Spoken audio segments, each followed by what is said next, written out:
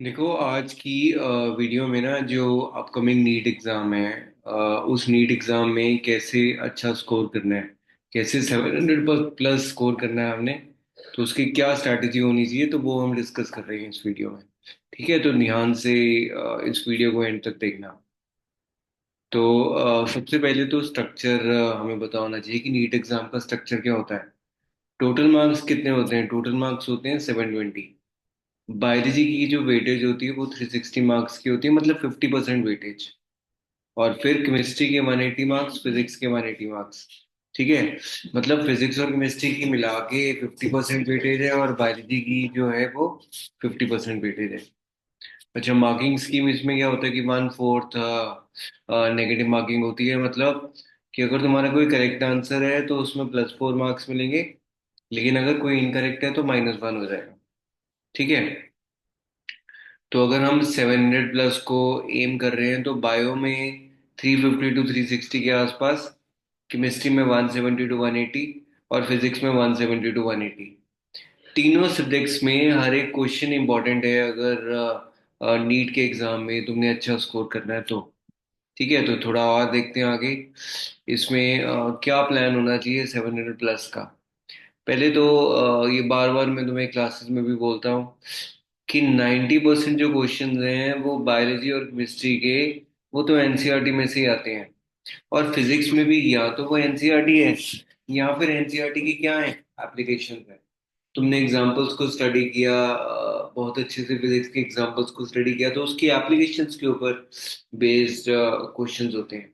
ठीक है, तो इसमें तरीका क्या होता है बायोलॉजी को हैंडल करने का, कि तुम एनसीईआरटी को पढ़ो 4 या 5 टाइम्स। एक तो जनरली एक दो बार पढ़ने के बाद ना बच्चे सोचते हैं कि सब कुछ आ गया है ना। तो ये सबसे बड़ी मिस्टेक है। बार बार अगर तुम पढ़ोगे तो तुम्हें हर बार कुछ ना कुछ नया मिलेगा। अच्छा, फिर उसके बाद जो हाई वेटेज टॉपिक्स है उस पर कंसंट्रेट करो, जैसे जेनेटिक्स है, इकोलॉजी है, ह्यूमन फिजियोलॉजी है।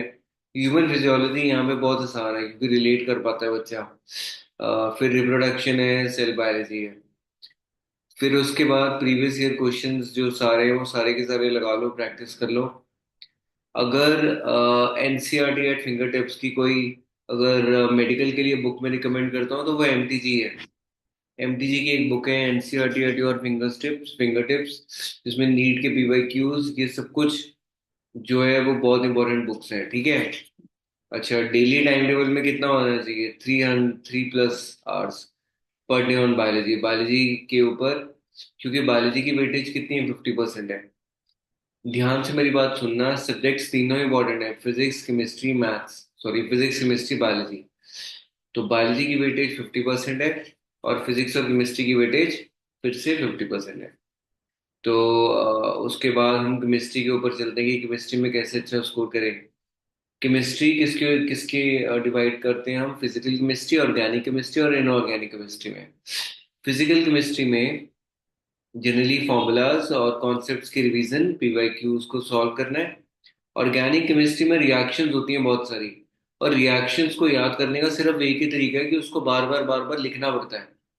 जब तक तुमने लिखी नहीं रिएक्शंस तब तक तुम्हारी प्रैक्टिस हुई नहीं। तो ऑर्गेनिक केमिस्ट्री में एक बुक होती है, एमएस चौहान होती है, एक्स्ट्रा प्रैक्टिस करने के लिए। एनसीईआरटी का टेक्स्ट तो तुम साथ में पढ़ोगे, और एक्सरसाइज के क्वेश्चंस को मल्टीपल टाइम्स बार बार लिख के देखो। जब हम कोई चीज 2 या 3 बार, कहते हैं 22 टाइम्स अगर हम किसी भी चीज को लिख लें, पहले तो 22 बार लिखने की पेशेंस ही नहीं होती बच्चे में, लेकिन अगर 21 22 बार लिख लिया जाए तो वो 100% ऑटोमेटिकली याद हो जाती है। ठीक है, फिर इनऑर्गेनिक केमिस्ट्री। इनऑर्गेनिक केमिस्ट्री तो सारे फैक्ट्स हैं या फिर एक्सेप्शंस हैं, तो उसको तो तुम्हें एज इट इज जो है वो लर्न करना पड़ेगा।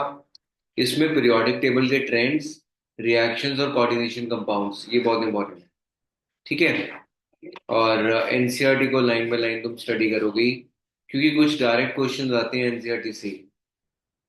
तो उसके बाद हम चलते हैं फिजिक्स। अगर फिजिक्स की कोई बुक रिकमेंड करनी हो तो एच सी वर्मा। वैसे H C Verma DC Pandey दोनों होती है, लेकिन हम एच सी वर्मा को प्रेफरेंस देते हैं क्योंकि एच सी वर्मा में आई सपोज ये सिर्फ हमारी एक नोशन है कि बहुत अच्छे से कॉन्सेप्ट समझाए हुए हैं as compare to D C Pandey. Questions भी बहुत अच्छे से सॉल्व किए हुए हैं।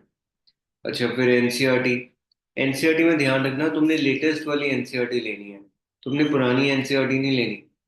लेटेस्ट एनसीईआरटी जो कि न्यू सिलेबस के अकॉर्डिंग है, उसी को फॉलो करना है। फिर इसमें जो स्कोरिंग टॉपिक्स हैं, मॉडर्न फिजिक्स हो गया जिसमें सेमीकंडक्टर्स, इलेक्ट्रॉनिक्स, गेट्स वगैरह, इलेक्ट्रोस्टैटिक्स एंड करंट इलेक्ट्रिसिटी, फिर मैकेनिक्स एंड ऑप्टिक्स। फिजिक्स में, केमिस्ट्री में, बायोलॉजी में, फिजिक्स और केमिस्ट्री में मतलब अगर हम न्यूमेरिकल्स की बार बार प्रैक्टिस करें ना, मल्टीपल टाइम्स प्रैक्टिस करें, तो वो इजी हो जाते हैं हैंडल करने में। तो ये तरीका होता है। ठीक है। फिर उसके बाद मॉक टेस्ट तो तुम दोगे ही, ताकि अपना स्कोर जो है वो इम्प्रूव कर सको। अच्छा, अब स्कोरिंग स्ट्रैटेजी क्या होनी चाहिए? बायोलॉजी में तो एनसीईआरटी सब कुछ है, डायग्राम्स ध्यान से बनानी है। एक मैंने स्टूडेंट से पूछा कि तुम लर्न करते करते तो तुम बहुत बोर हो जाते हो ना, फिर क्या करते हो? तो वो कहता है कि सर जब मैं बोर हो जाता हूँ तब मैं डायग्राम्स की प्रैक्टिस करता हूँ, तो मेरा इंटरेस्ट जो है वो फिर से बन जाता है। अच्छा, फिर केमिस्ट्री। केमिस्ट्री में एनसीईआरटी, पीवाईक्यूज और फॉर्मूला बेस्ड लर्निंग। फिजिक्स में तो कॉन्सेप्ट क्लैरिटी होनी चाहिए, उसके बाद एमसीक्यूज होने चाहिए बार बार। फिर मॉक टेस्ट होने चाहिए। और मिस्टेक्स, ये मैं बार बार बोलता हूँ, मिसकंसेप्शंस और मिस्टेक्स के ऊपर फोकस करो। अपनी गलतियां खुद ही निकाल के इम्प्रूव करो। That is really important. ठीक है।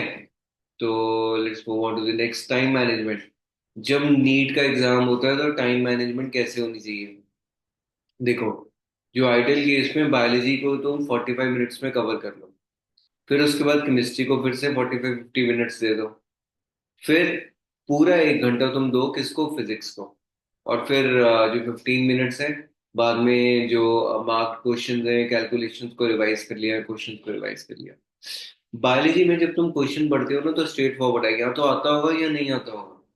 फिजिक्स में जब तुम न्यूमेरिकल्स की प्रैक्टिस कर रहे हो सकता है कोई डिफिकल्ट प्रॉब्लम है, तुमने अगर अटेम्प्ट की ध्यान से, वो निकल जाए। तो फिजिक्स को टाइम लगता है, लेकिन बायोलॉजी में तो स्ट्रेट फॉरवर्ड है, या तो आएगा या नहीं आएगा। तो क्वेश्चन को रीड किया, आता है तो you will get the answer, otherwise otherwise you will move to the next question. अच्छा, उसके बाद फाइनली हम इसको अगर कंपाइल करें, तो पहले तो एनसीईआरटी को स्ट्रिक्टली फॉलो करो, मल्टीपल टाइम्स रिवीजन करो, एमसीक्यूज की डेली प्रैक्टिस करो, 100, 100, 120, अलग अलग सब्जेक्ट के, फिजिक्स, केमिस्ट्री, बायोलॉजी के। उसके बाद मॉक टेस्ट की मिस्टेक्स, जो तुमने टेस्ट दे दिया उसकी मिस्टेक्स को अपने आप को इम्प्रोवाइज करने के लिए, मिस्टेक्स को स्टडी करके उसको ठीक करो। अच्छा, सक्सेस की यहाँ पे डेफिनेशन मैंने दी है, कंसिस्टेंसी, स्मार्ट वर्क और डेली प्रैक्टिस। ठीक है। मल्टीपल फेलियर्स के बाद, हमें जो जनरली जो सक्सेस है उसको हम रियलाइज कर पाते हैं, बार बार फेल होके, बार बार अपने आप को इम्प्रूव करके। ठीक है, दैट इज द की। तो इस तरीके से जो नीट के एग्जाम को तुम हैंडल करो। और ये मैंने सब कुछ बता दिया कि क्या एग्जाम पैटर्न होना चाहिए, कैसे कैसे सब्जेक्ट्स के ऊपर हमें स्ट्रेस ऑन करना चाहिए। ठीक है। तो पॉइंट्स बना के वीडियो को ध्यान से सुन के कंपाइल कर लो। And all the best for your future and may God bless you.